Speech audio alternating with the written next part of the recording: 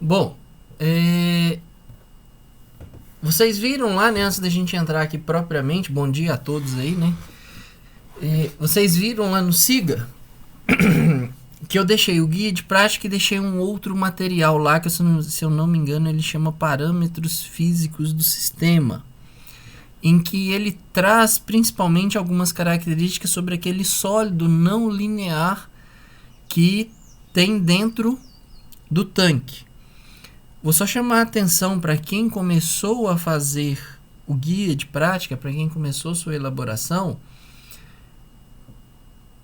vocês não precisam modelar, tá? Que às vezes vai ter gente aí que vai achar que vai precisar modelar aquele sólido, como ele está modelado naquele arquivo que eu passei para vocês. Lá você vai pegar a equação dele pronta, a área de seção transversal pronta. Então, assumindo que o tanque tem... vocês podem simplesmente falar, assumindo que a área de seção transversal do tanque é dada por isso, e cita lá aquele trabalho lá, que se eu não me engano é um trabalho de TCC ou mestrado, eu não sei, não lembro aqui, eu acho que é, não sei se é TCC ou se é mestrado. Simplesmente citam a referência, não precisa de fazer essa parte de dedução de sólido, isso é da construção do tanque, não tem nada a ver com o trabalho de vocês. Então, essa etapa lá, não se percam modelando sólido, vocês não estão fazendo tanque. O tanque já está pronto e respeita aquelas características. Então é só fazer essa citação de onde vocês estão tirando essa referência cruzada. No mais, ele segue o padrão normal aí de todas as variáveis, de um processo comum aí de tanques acoplados, ok? Caso tenham alguma dúvida em relação à dinâmica, alguma coisa que confronte, né, o guia de prática com esse arquivo complementar que eu coloquei. Se surgir dúvida nessa confrontação aí, dúvida, pode me mandar aqui mensagem no Teams aqui novamente, ou mensagem por e-mail, não tem problema não, que eu tento olhar para esclarecer e a gente chegar num denominador comum. Bom, então hoje, né, o guia de prática 2, dando início aqui à aula, é uma aula bem curtinha, bem simples mesmo, porque o que acontece? Nós vamos dar continuidade. Na verdade, a aula de hoje e a próxima aula são continuidades dessa modelagem caixa branca, tá? E o que acontece? Hoje, no guia de prática 1, vocês obtêm a equação diferencial. Agora nós vamos fazer a conversão da equação diferencial para uma aproximação, através de uma aproximação linear, transformando essa equação diferencial em um sistema linearizado, tá? Por que a gente usa esse termo aí de que o sistema passa a ser linearizado? Uma das técnicas de linearização, eu não vou ler isso aqui, mas seria a expansão em série de Taylor. E o que a gente está fazendo? Para todas essas técnicas de controle que nós vemos aqui durante a graduação, nós ainda vamos chegar nisso mais à frente ao curso, mas nós estamos trabalhando aqui com o controle clássico. O controle clássico, ele foi feito para sistemas lineares. Só que aí a gente cai num confronto. Qual confronto? Se você para olhar a dinâmica de grande parte, mas quando eu digo de grande parte, esse número é elevado, 80%, 90%. Dos processos que nós temos que controlar, esses processos são não lineares por natureza. A gente tem até autor que diz que o mundo ele é não linear. Então você tem que aprender a lidar com a não linearidade, transformando esse sistema em um sistema linear. Daí surge essa expressão sistema linearizado. Então é aquela conversão de um modelo não linear em um modelo linear. Então a gente passa a ter um modelo de um sistema que ele foi linearizado. Ele não é um sistema linear, mas nós criamos condições para torná-lo localmente linear. E o que isso representa para mim? De um modo geral, tá? Se você pega uma equação diferencial, ela vai resultar para a gente, você plota ela ali ao longo do tempo, ela resulta para a gente que numa resposta similar, né, semelhante a essa função aí f de x, que nós estamos vendo ali que ela é uma função não linear, ela está cheia de curva ali para todo lado, e nós sabemos que isso dali é uma dinâmica não linear, tem uma característica não linear, ela não é uma reta para estar aqui no plano, né? Quando nós fazemos a linearização de um sistema, nós fazemos isso para um ponto de operação. O que é o ponto de operação? Pensando do ponto de vista do problema que vocês estão tratando lá no guia de prática 1, que é o controle, né, da coluna de líquido num sistema de tanques acoplado, a nossa saída lá vai ser a altura da coluna de líquido. E você quer fazer esse controle em um ponto específico. Nós vamos trabalhar nesse primeiro momento com a regulação. Então isso significa que eu vou estabelecer um valor e quero que o meu sistema pare naquele valor. Se porventura ao longo do experimento, ao longo do controle desse sistema, surgiu uma perturbação, surgiu algum outro efeito, que essa minha malha de controle possa anular esses efeitos, mas manter o sistema em torno daquele ponto a qual ele foi especificado. Portanto, esse ponto a qual vocês vão escolher aqui na primeira questão aqui do guia de prática, é o ponto ao qual vocês vão controlar a coluna de líquido no tanque, no tanque 1, ok? E o que a gente faz? Então, quando a gente faz a linearização, nós pegamos uma função não linear, vamos aplicar aqui expansão em série de Taylor. Quando a gente aplica expansão em série de Taylor, eu consigo linear. Então, vou tornar esse sistema representado por uma reta. Se esse sistema está representado por uma reta, tá? Isso vai ter para mim uma região de validade, tá? É muito importante, mas é muito importante que vocês se atentem para essa região de validade. O que é a região de validade? Se a gente olha aqui, ó, vou tentar dar um zoom aqui para ver se melhora o que eu quero falar aqui. Eu estou com 170, vou pôr aqui 300%. A gente está olhando nessa região em torno do x0. Nessa representação gráfica aqui, que eu estou mostrando no guia de prática, o x0 é o nosso ponto de operação, é o nosso ponto de referência, é o ponto de operação do sistema.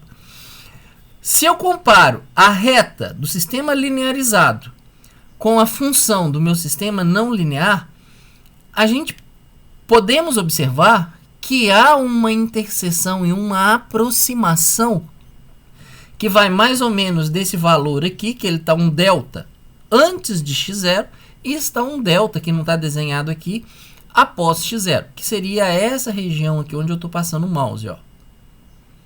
Nessa região, eu tenho uma linearização que descreve bem o comportamento do meu sistema. Então, ele está descrevendo bem o comportamento dinâmico do sistema. Qual é o cuidado que nós temos que ter? É justamente com qual não linearidade eu estou me dando. Aqui a gente está numa não linearidade bem suave, ela se aproxima bem, nesse ponto x0 aqui, ela se aproxima bem de um comportamento de um sistema linear. Mas, se essa f de x minha, ela é muito mais agressiva e as não linearidades são mais expressivas, mais fortes, tipo ali, por exemplo, um seno, e eu estou lá no topo do seno, lá no pico ou no vale do seno, a minha região, né? Então essa aproximação que eu consigo fazer aqui entre linear e não linear é uma região muito menor. Então, tenham ciência de que, novamente, eu já tenho um modelo, esse modelo tem erro. Se eu chego no modelo que é não linear, eu vou ter que aproximar esse sistema fazendo uma linearização. Ao fazer a linearização, eu estou simplificando novamente aquele modelo não linear que eu tenho. Então, simplificar, entre aspas, aqui significa para a gente fazer uma inclusão de erro no meu modelo. Por que eu preciso fazer isso? Para que eu consiga aplicar as técnicas, tá? Ah, tem técnicas que você não precisa fazer isso? Sim, tem técnicas que a gente não precisa fazer isso, mas isso já está num controle avançado. Como a grade do curso começa pelo controle clássico, que é um controle proporcional integral derivativo, às vezes uma realimentação de estados, para esse sistema ele só trabalha com sistemas linearizados ou sistemas lineares. Então, precisamos fazer essa aproximação. Então, tenho de toda essa discussão dois pontos importantes. Primeiro, o meu modelo linearizado ele tem uma região de validade que vai depender muito do quão não linear é o sistema naquele ponto. Se meu sistema for muito não linear, isso implica que a validade desse meu modelo linearizado vai ser muito pequena. Como que você vê isso? Você vê isso, você está simulando o seu sistema em torno do ponto de operação. Se você começa a mudar esse x0 e andar ele aqui em f de x, você vai ver que vai ter momentos em que o f de x, a resposta f de x, começa a ficar completamente diferente da resposta do seu modelo.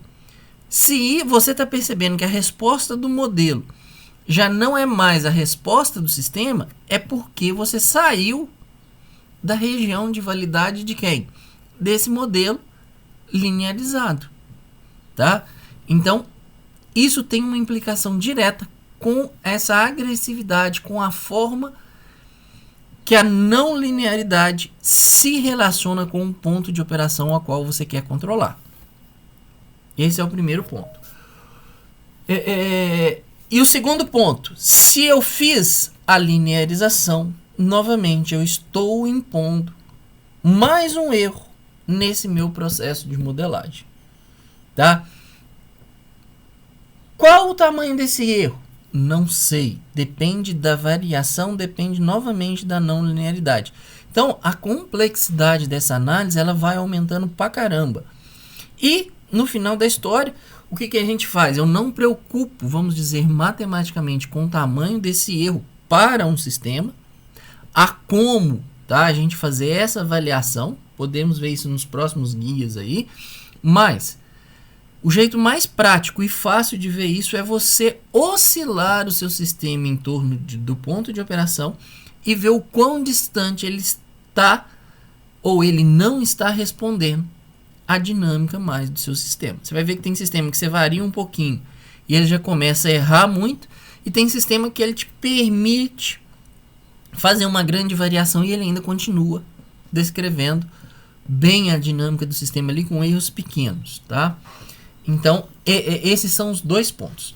Bom, falei sobre isso. Se a gente olha e entendeu esse processo de linearização, vamos prestar atenção no seguinte: como que eu faço a linearização do sistema? Eu vou pegar a minha função, que é a equação diferencial que vocês têm, e vou, primeiro, aplicar a expansão em série de Taylor. Expansão em série de Taylor é uma expansão, como o nome diz. Então, você vai fazer derivadas múltiplas, tá? Derivada da primeira, derivada da segunda, da sua função em torno do ponto de operação. Então, a sua função linearizada, ela é aproximadamente, porque eu sei que eu tenho um erro quando eu estou fazendo a linearização, que ele é a minha função no ponto de operação que eu quero controlar, meu x0, mais a derivada da minha função aplicada em x0, que multiplica x menos x0. Pronto. Aqui eu obtenho um modelo linearizado de primeira ordem. Por que de primeira ordem? Porque eu usei somente a derivada da primeira. À medida, se eu quero aumentar, né, se eu quero aumentar essa expansão, o que eu tenho que fazer? Sigo a mesma coisa, a diferença é que eu só vou aumentando a derivada. Então, para uma linearização, uma expansão maior, um modelo de segunda ordem, por exemplo, a minha função, meu modelo linearizado, é a função que eu tenho no ponto de operação, mas a derivada da minha função no ponto de operação que multiplica x menos x0, que é esse termo que está aqui, sobre o fatorial de 1. Não coloquei o fatorial de 1 aqui porque vai dar 1. Então, está dividindo aquele coeficiente ali por 1. Mais a derivada segunda da minha função aplicada no ponto x0, só que agora eu tenho x menos x0 ao quadrado sobre fatorial de 2. Ok? E assim vai sucessivamente. Se eu quero ali para uma aproximação de terceira ordem, então vai ser a derivada terceira aplicada em x0 vezes x menos x0 ao cubo sobre o fatorial ali de 3 e assim sucessivamente até a ordem n que você queira fazer. Então isso é a expansão em série de Taylor, tá? Bom, o que nós temos também? Você vai ter função sistemas. O caso de vocês é uma situação dessa em que o seu sistema ele tem mais de um estado. Então você vai fazer a derivada para x1, você vai fazer a derivada para x2. Você faz as derivadas parciais do seu sistema. E segue a mesma coisa.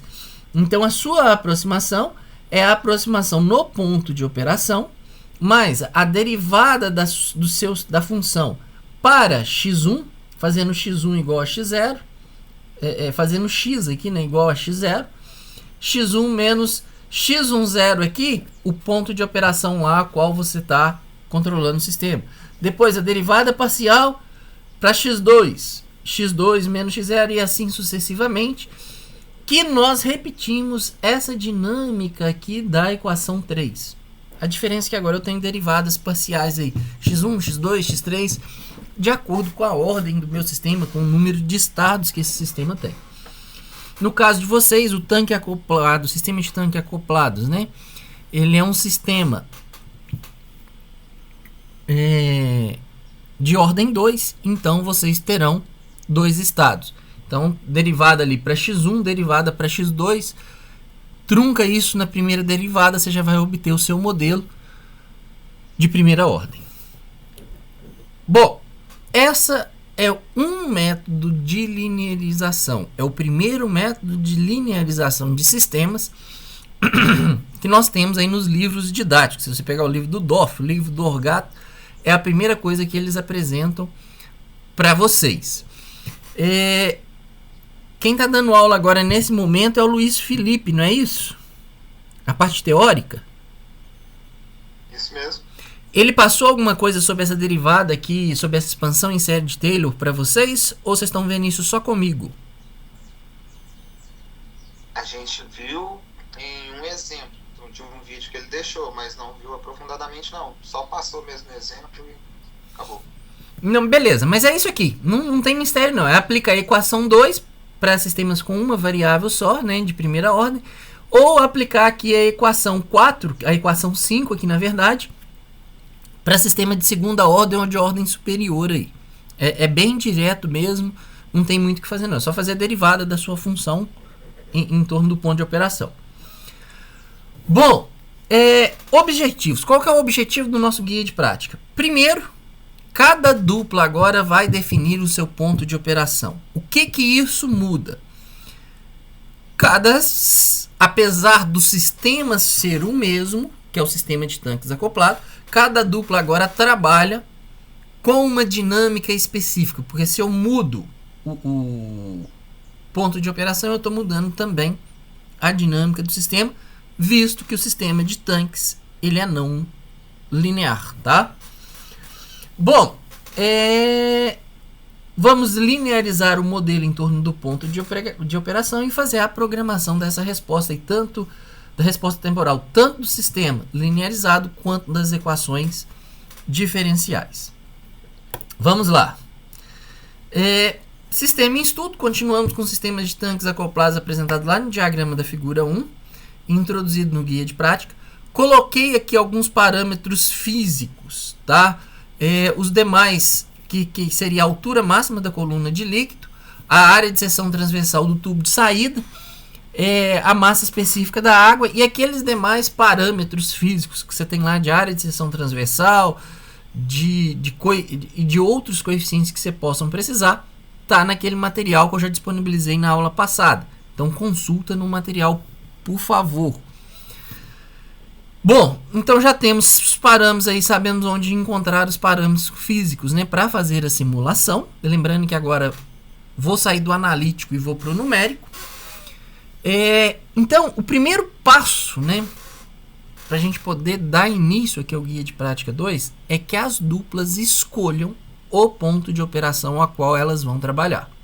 Então, aqui nós temos 10 alunos, 5 pontos de operação. Cada dupla escolhe um ponto de operação. Então, você vai ter lá o H1 de 20 até H1 a 35 aí, com esses valores intermediários. O que você faz? A minha dupla escolheu trabalhar aqui com H1 igual a 28, tá? H1 igual a 28. Põe o nome da dupla, vem aqui no Teams, ó, minha dupla aqui, Lucas e Pedro, vai trabalhar aqui com o ponto de operação número 3, H1 igual a 28. Pronto. Para quê? Para que eu não tenha duplas trabalhando no mesmo ponto de operação. Então, escolhe. Não faz diferença nenhuma. Você escolheu 20, escolheu 35 em termos de dificuldade, tá? A escolha do ponto de operação não afeta a complexidade de solução do problema que a gente vai tratar aqui em controle. Então não faz a menor diferença. Você trabalhar com 20, você trabalhar com 35, muda a constante de tempo, que é só o valor de número, é o tempo que o sistema demora para chegar no ponto de operação. Mas fora isso, não temos diferença nenhuma. Bom, para o ponto de operação escolhido, né, na questão anterior, questão 2 aí, vai calcular então um sinal de controle, que seria a vazão de entrada ou o sinal da bomba, vai depender de como vocês modelarem, para que o sistema permaneça em equilíbrio no ponto de operação. Então é basicamente resolver a equação diferencial que vocês obtiveram no guia de prática 1 para uma condição de regime permanente, né, em que você não tem variação da coluna de líquido. Então a sua derivada ali é nula. Então basicamente é isso daí. No item 3, nós vamos começar a fazer a programação. Nesse momento nós não vimos nada de controlador ainda, então vamos analisar a resposta do sistema em malha aberta, tá? Por que malha aberta? Porque eu não coloquei um controlador ainda.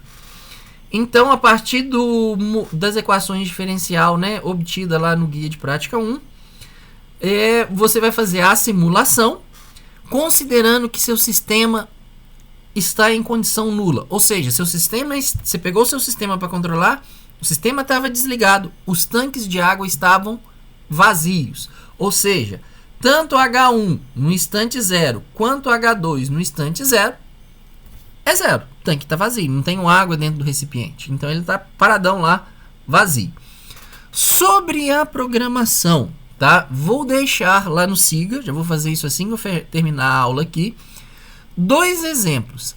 Há 2 modos diferentes de fazer essa simulação.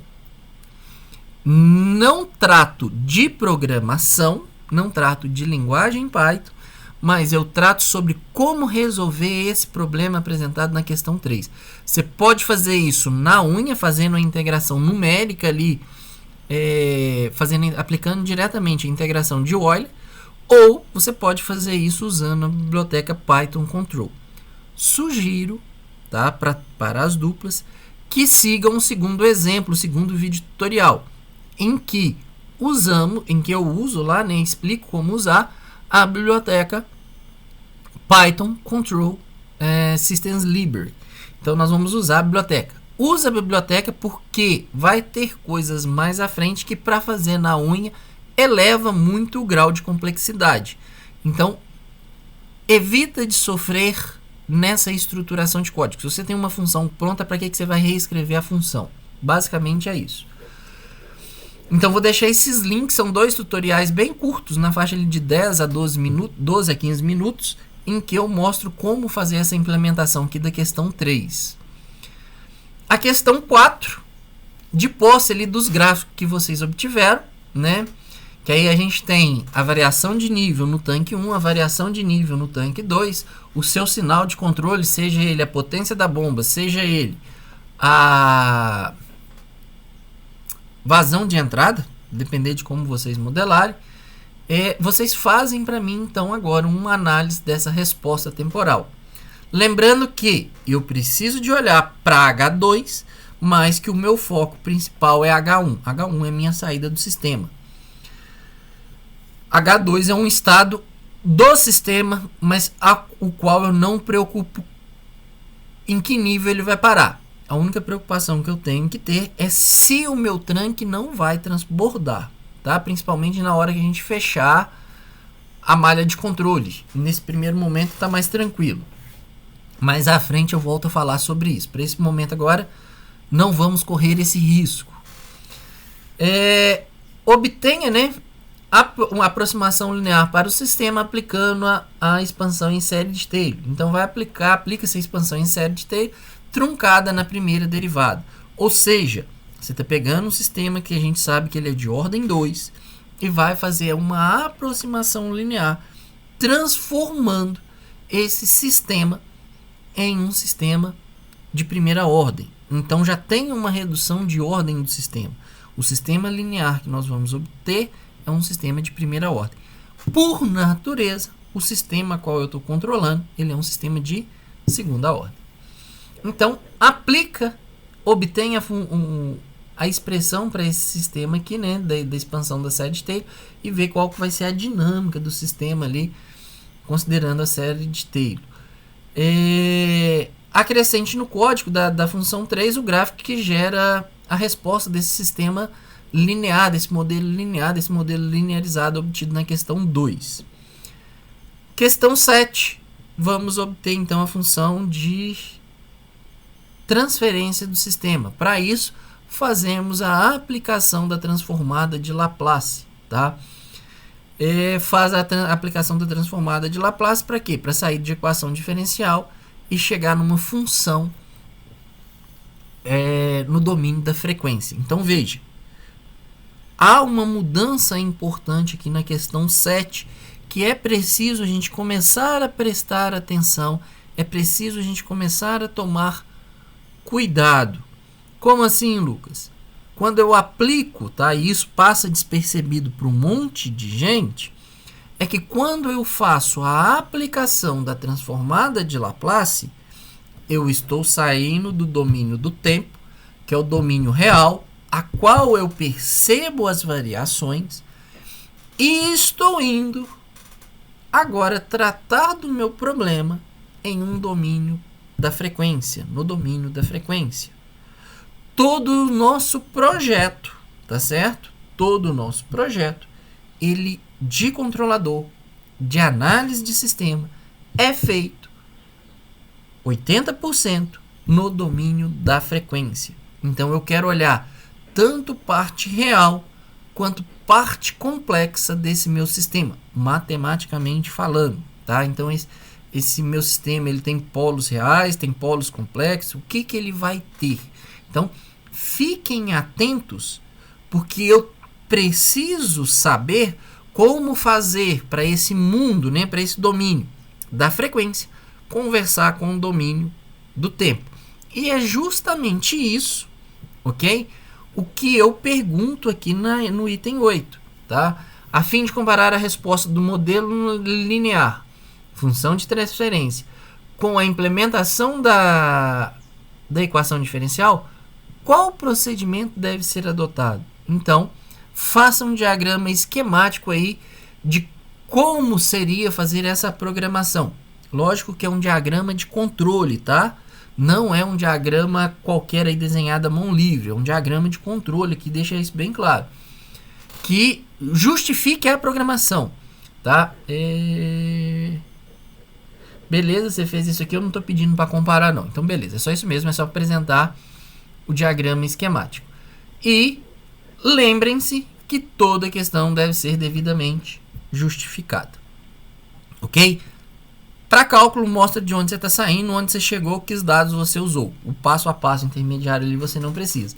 Análise de gráfico. Os gráficos devem ser discutidos na hora de fazer o relatório ali. Para quem está com dúvida, perdeu a aula do Luiz ou o Luiz passou depressa demais só com um exemplo, dá uma olhadinha no livro do Dorff ou no livro do Ogata. O livro do Dorff, se eu não me engano, A transformada de Laplace, com vários e vários e vários exemplos, está no capítulo 2 do livro, tá? O livro do Ogata eu não sei em que capítulo tá, porque eu uso pouco o livro do Ogata, eu gosto mais do Dorff. Então eu não sei de cabeça aqui em qual capítulo do livro do Ogata que nós temos essa parte sobre transformada de Laplace. Mas também tem, isso não é problema não. Pessoal, então minha explicação é essa. Dúvidas? Alguma questão aí que não ficou clara? Alguma coisa que vocês não entenderam? Eu fiquei com dúvida, Lucas. Na hora que você mostrou embaixo ali, você falou que é para fazer um diagrama de... Desce um pouquinho ali na penúltima pergunta. Lá, um diagrama esquemático e justificar. Não, o diagrama justifica essa pergunta de cima. O diagrama é a justificativa. Tá, mas você falou que não quer uma coisa matemática, que você quer um esquema de controle. É porque... Deixa eu ver se eu abro uma figura aqui, Marinês, que vai ficar mais fácil. Também mostrar o que é exatamente o que você quer. Tá, pera aí, só um minutinho. Deixa eu só achar um arquivo aqui para eu poder compartilhar com você, que você vai entender o que eu tô falando. Deixa eu só achar aqui. Eu vou abrir um artigo, tá?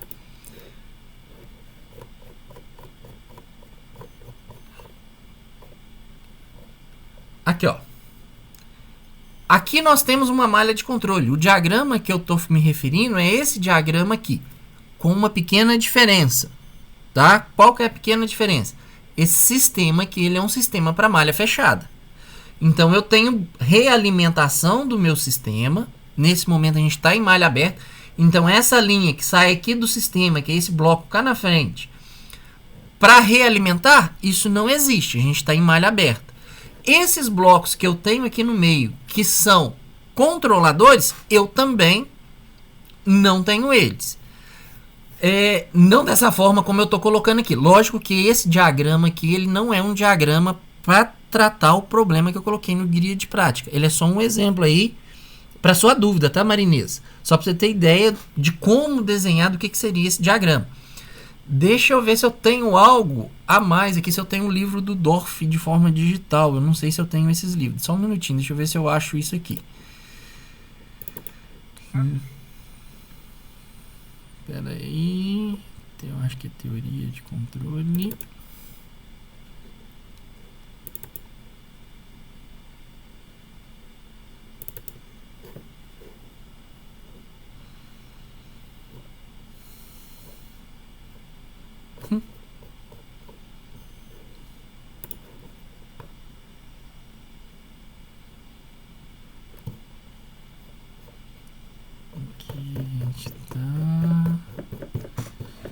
Que eu tô subindo nele aqui.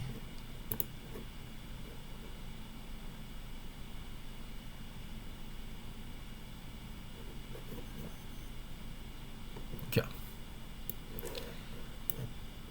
Aqui tá no livro, é uma versão mais antiga, tá? Do livro do Dorff. Não é aquela versão que eu cito. Mas aqui tá um diagrama, ó. Você tem um sistema 1 que está conectado ao sistema 2.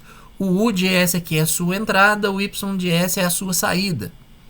Então aqui já é um diagrama bem mais simples. É basicamente esses diagramas de bloco aqui conectados. O que está conversando com o que no seu sistema? O que você tem que ficar atenta, Marinês, em relação àquela questão 7 ou 8 lá que fala do diagrama, questão 8. Um desses sistemas seu aqui, ele vai ser um sistema não linear, que a sua... seria, não vou falar que ele é não linear, mas seria um bloco aqui onde você implementa suas equações diferenciais. Outro bloco aqui é onde você tem o seu modelo linear. Então você tem que fazer esse modelo linear dar o mesmo y que esse modelo, que esse sistema de equações diferenciais. Então é isso que você precisa pensar para resolver aquela questão. Mas quando eu falo que é um diagrama de controle, é isso aqui. Aqui ele está colocando só o sistema linear. Ó. Então aqui você tem um controlador, sinal de U saindo, a referência e a resposta do seu modelo, que seria essa segunda função aqui, se a gente olha para essa figura 247, né? Então seria isso daqui que você está implementando. Aqui, ó, bem simples explicado. Aqui você tem o bloco do controlador. Nós não temos esse bloco ainda. E o processo aqui, mas o processo aqui está na frequência, ele está em S. Então aqui é um modelo linear. Aí se você pega lá no livro, capítulo 2 dele, tem um monte de coisa falando sobre isso daqui. Mas um monte de coisa mesmo. Mas seria nesse estilo aqui de bloco, tá? Aqui, ó. Os exemplos aqui do que a gente fez. Aí é só olhar o que é malha aberta e o que é malha fechada. Aqui, ó. Novamente malha fechada aqui, ó. Mas é nesse estilo de bloco aqui ao qual eu estou me referindo, Marinês. Conseguiu ter uma ideia, pelo menos? Sim. Sim? Já sei também onde procurar agora, que aí eu vou conseguir entender melhor. Aqui, ó, combinação de blocos em cascatas, a combinação de blocos com realimentação, né, onde você volta ele aqui, você tem várias coisas. Então, a forma de você fazer esses diagramas. Lembrando, você tem um diagrama original, você tem um diagrama equivalente. Ou seja, eu posso ter respostas diferentes na turma, mas que execute para mim a mesma coisa. Não é uma resposta única, tá? Para a construção do diagrama. Eu posso ter diagramas diferentes, mas que produz para mim a mesma saída Y. Ok? Ok, tá ótimo. Beleza. Alguma outra dúvida? Sim, Gabriel, pode falar. Porque eu tenho dúvida em questão de tempo, entrega, por causa que a representação gráfica a gente ainda não sabe analisar bem os gráficos, tudo mais. Aí, é para entregar quando essa questão do guia de prática? Ô, Gabriel, isso está marcado lá no guia, na primeira aula. Deixa eu voltar aqui, professor. Eu acho que é dia 28, Lucas. Eu também acho que sim, não guarda essas O datas. relatório 1 é dia 28, o 2 é dia 19 de dezembro. Então, aí, ó, 2 pessoas falaram isso, então é isso mesmo.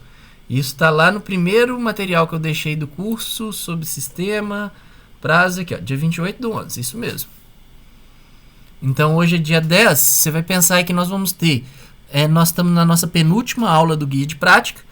A próxima aula nossa, na quarta-feira que vem, eu vou entrar com os modelos caixa preta em si, que aí é método de identificação. Essas implementações precisam estar prontas, tá? Tem uma aula na sequência que é para tirar dúvidas sobre os 3 guias de práticas que eu já passei. E no domingo, eu acho que até o domingo, aí, se eu não me engano, dia 28, dá no domingo, é o prazo que vocês têm para poder me enviar o relatório. Situou aí, Gabriel? Sim, então os 3 guias de prática vai se transformar em um relatório só. Afinal. Isso, é isso mesmo. 3 relatórios, 3 guias de prática e um relatório só. Certinho, obrigado. Mas toma cuidado com esse gerenciamento aí, tá, turma? Porque todo guia de prática meu, ele precisa do guia de prática anterior implementado. Se você agarra no primeiro, o guia 2 e o guia 3 não sai.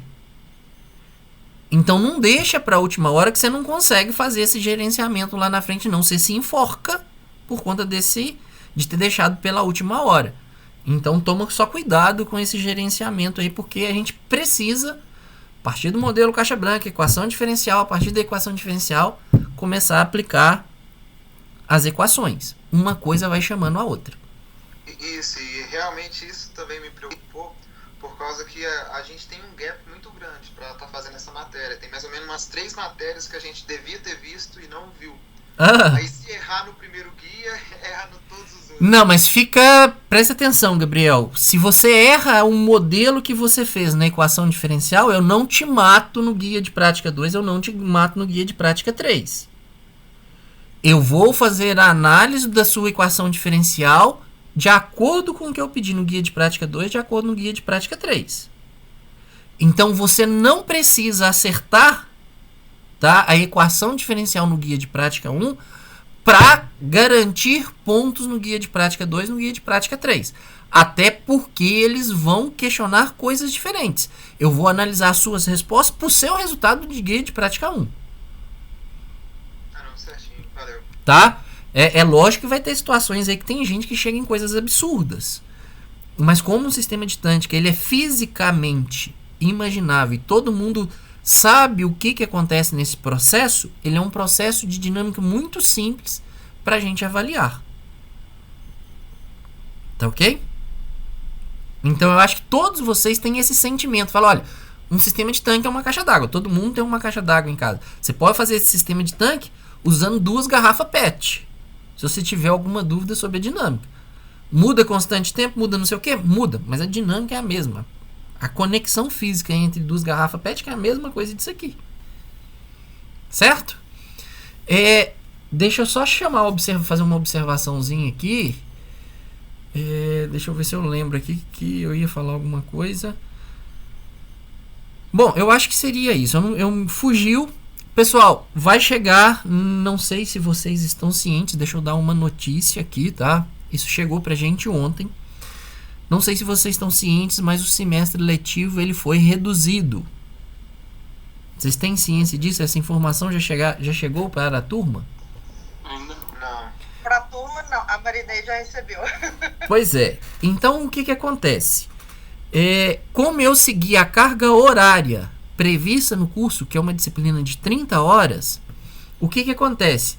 O nosso curso, né? O semestre letivo, o semestre letivo queria terminar em março, né? Tanto é que o exame especial aqui estava marcado para o dia 9, ele vai ser reduzido e vai terminar agora em fevereiro. Para a minha disciplina, não vai afetar em nada, exceto a data de exame especial. Por quê? Eu já programei o curso para a gente finalizar ele em janeiro. Então, a mudança que nós teremos, tá? Não vai fazer diferença nenhuma. Eu só preciso de verificar, deixa eu olhar aqui, ó, uma coisa. Isso aqui não é problema. Aqui, como a gente não marcou data, a gente só tem que ver a data ali agora de acordo com o calendário que eles vão soltar. Então, às vezes, o que vai diminuir, a gente vai precisar de fazer, é soltar esse trabalho final um pouco mais cedo para vocês terem tempo de trabalhar ele, tá? No mais, tudo que estava planejado segue o que estava planejado, porque eu não usei nenhuma data do mês de fevereiro que a gente teria em conta, que já seria aumentar esse curso acima de 30 horas. Entre aumentar o curso de 30 horas, acima de 30 horas, e deixar vocês com tempo para gerenciar final de semestre, eu prefiro deixar vocês com tempo para gerenciar o final de semestre e apagar incêndio em outras disciplinas.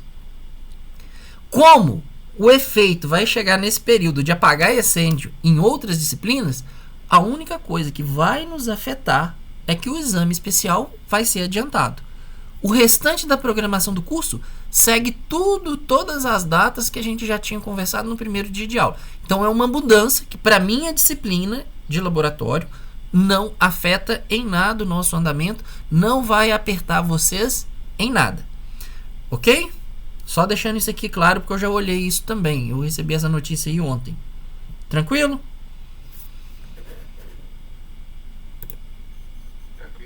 Então, beleza. Então, gente, em caso de dúvidas, entrem em contato comigo aí, ou por e-mail, ou por chat, do jeito que vocês acharem melhor.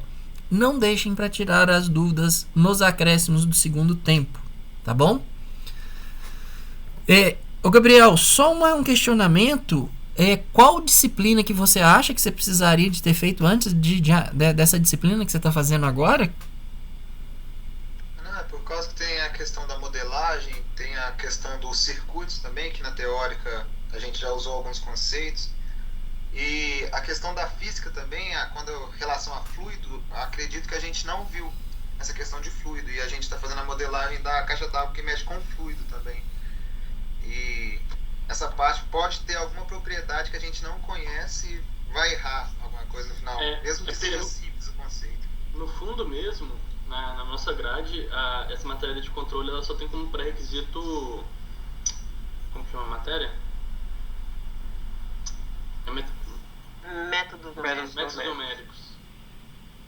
No fundo, a única pré-requisito nossa é ela. Ok, mas métodos numéricos nós vamos até usar métodos numéricos, mas usamos métodos numéricos em uma aula. Não é o pré-requisito dessa disciplina, na verdade. Isso está errado na grade. O que nós precisamos aqui é álgebra. Vocês viram álgebra? Sim. Sim, álgebra linear, sim. Então, beleza. O que mais nós precisamos aqui é de álgebra. Mais à frente, o que nós vamos mexer ali, indiretamente com outro nome, é com aqueles valores e vetores ali da álgebra linear. É ali que está o coração de toda a análise, está ali em álgebra. Então, o pré-requisito mais importante para essa disciplina aqui, desse eixo, né, de laboratório de controle de sistemas, seria a álgebra linear que vocês fizeram. Até a disciplina que os meninos da mecatrônica têm, que é variáveis complexas, na reformulação do curso que vai acontecer, ela vai inclusive sair da grade do curso, porque a contribuição dela para a disciplina é muito pequena. Basicamente, a álgebra já controla. A parte da física, lembra que isso aqui, os conceitos que nós estamos usando aqui é bem básicos. Isso está na física do ensino médio. Então, vamos voltar lá atrás também. Não fica preso só na física que vocês viram no curso, não. Porque os conceitos aqui ainda são muito rasos. O que vocês têm que fazer agora é dar um passinho a mais e começar a enxergar os deltas lá do ensino médio como sendo aquilo ali taxa de variação. Então, sendo derivada em função do tempo. É a única dica que eu posso dar. A parte de circuitos elétricos, nós não vamos mexer aqui em laboratório. Então, não vai fazer a menor diferença também para a gente aqui. Nós não vamos ter nada dessa parte de circuito. Então, não cria essa expectativa aí não, viu, Gabriel? Porque eu acho que você está complicando e criando barreiras grandes demais que você não vai precisar.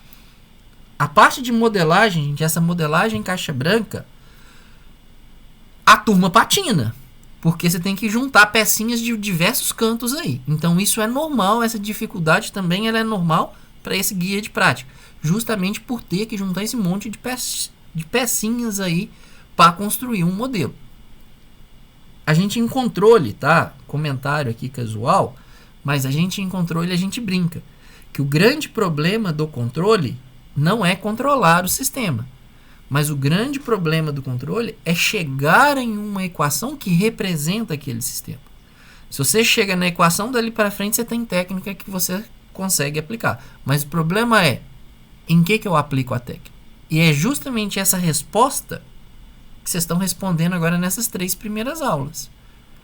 E eu sei que é uma mudança grande, tá? Não é exclusividade dos alunos da engenharia da computação. Essa mudança ela é grande também para os alunos da mecatrônica, e é onde que filtra um monte de gente lá, é justamente em juntar essas pecinhas. Eu falei disso na primeira aula. Então, não crie mais barreira do que já vai existir. Fica tranquilo que dessas disciplinas aí que você falou, às vezes é só olhar com mais cuidado um pouco para a física. As demais não vai afetar aqui, não vão afetar a disciplina de laboratório. Tá, Gabriel? Fica mais tranquilo em relação a isso. Sim, Marinês? Eu acho que ele ficou preocupado hoje na aula. O Luiz falou em filtro passa-baixa. A gente não sabia o que era, a gente não tinha noção do que era. Então, pra gente fica assim, às vezes fica complicado a gente entender o que ele tá falando, porque a gente não sabe o que é. Entendi. Pessoal, uma dica, tá? Às vezes, em teoria, vocês vão se deparar com essa situação muito mais vezes do que comigo aqui em laboratório. Apesar da gente estar em disciplinas próximas, mas são disciplinas independentes. Laboratório não depende de teoria, teoria não depende de laboratório. É a primeira oferta dessa disciplina no curso. Então, o que falta aqui pra gente? Falta medida. A gente não teve realimentação ainda. A gente não teve retorno de aluno.